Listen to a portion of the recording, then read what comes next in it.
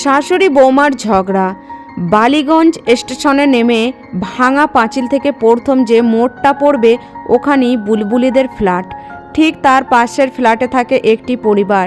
সেই পরিবার নিয়ে কলেজে পড়া বুলবুলির খুব কৌতূহল।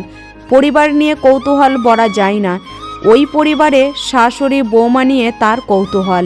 এই পরিবারে মাত্র 4 জন সদস্য, শ্বশুর শাশুড়ি আর ছেলে বৌমা।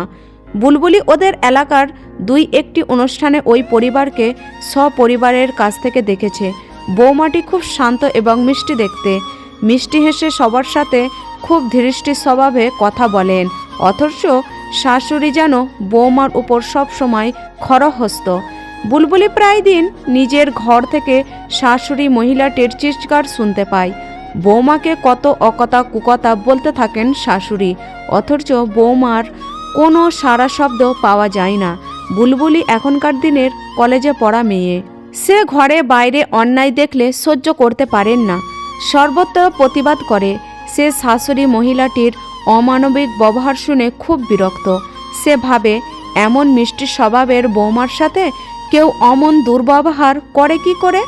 বৌমাটাও বা কি সব অন্যায় সে মুখ বুজে সহ্য করে? সে ভাবতে ভাবতে বুলবুলি আবার আজকেও শুনতে পায় শাশুড়ি মহিলাটির চিৎকার।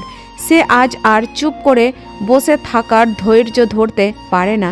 বুলবুলির ঘরের জানালার সোজা ওদের রান্নাঘরের জানালা। বুলবুলি তার ঘরের জানালা থেকে লক্ষ্য করে তারা কি করছে। বুলবুলি দেখে বৌমা রান্নাঘরে সবজি কাটছে আর শাশুড়ি মহিলাটি রান্না করছে, তার সাথে বৌমার গোষ্ঠীর উদ্ধার করছে। বুলবুলি আর ও যা দেখে তা বুলবুলির কল্পনারও অতীত ছিল। কলেজে পড়া চালাক চতুর বুলবুলিও অদৃশ্য ভাবতে পারেনি। শাশুড়ি, বৌমা, এটা তোমার বাপের বাড়ি নয়, তাই পায়ের উপর পা তুলে বসে খাওয়া চলবে না। এখানে থাকতে হলে খেতে হলে গতর নাড়িয়ে খেতে হবে। বৌমা মুখে কোনো কথা না বলে সে তার হাতের ইশারায় আর চোখ মুখের অঙ্গি ভঙ্গি করে বোঝায় এটা আপনারও বাপের বাড়ি নয়। শাশুড়ি, বাবা মা কোনো সুশিক্ষা দেয়নি, বড়দের মুখে মুখে কথা বলতে নেই? বাবা মা শেখায়নি তোমাকে? বৌমা নিজের হাতের আঙুল শাশুড়ির দিকে করে বোবার মতো অভিনয় করে বোঝায় বাবা মা সুশিক্ষাই দিয়েছিল, আপনার সাথে থাকতে থাকতে আপনার শিক্ষায় শিক্ষিত হয়েছি। শাশুড়ি, কত আশা করেছিলাম বৌমা আমার রূপবতী, গুণবতী ও বুদ্ধিমতী হবে, তা নয় কোথায় থেকে একটা রাক্ষসী এসে জুটল আমার কপালে। বৌমা দাঁত মুখ খিচিয়ে চোখ বড় বড় করে চুল সামনে মুখের উপর এনে রাক্ষসীর মতো চেহারার ধারণ করলো। তারপর নিজের হাতের আঙুল নিজের দিকে ঘুরিয়ে পড়ে আঙুলটি শাশুড়ির দিকে ঘোরালো, এশারাই বোঝালো রাক্ষসী আমি নয়, আপনি নিজে রাক্ষসী।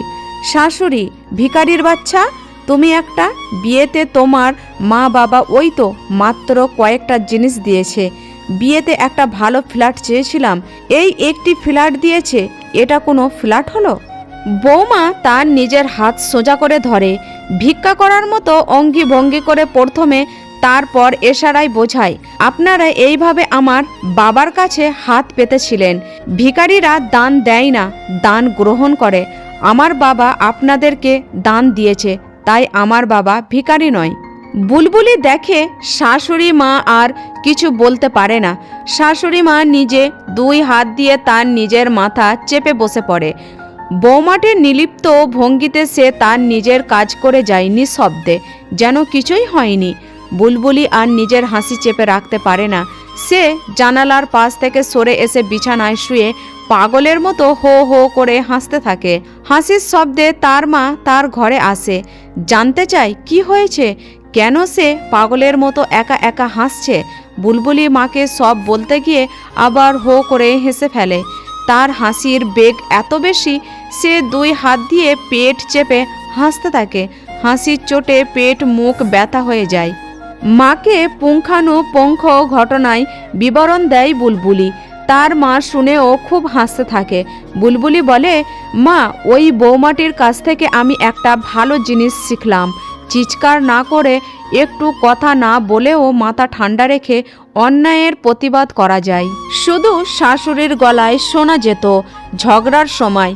তাই ওই এলাকার সব মানুষরা বুলবুলির আগের ধারণার মতো তারাও ভাবে বৌমাটি খুব ভালো। এত বাজে কথা শুনেও বৌমা মুখে রা করে না। বন্ধুরা, গল্পটি ভালো লাগলে অবশ্যই একটি লাইক করবেন, আর চ্যানেলে নতুন হয়ে থাকলে চ্যানেলটি সাবস্ক্রাইব করতে ভুলবেন না।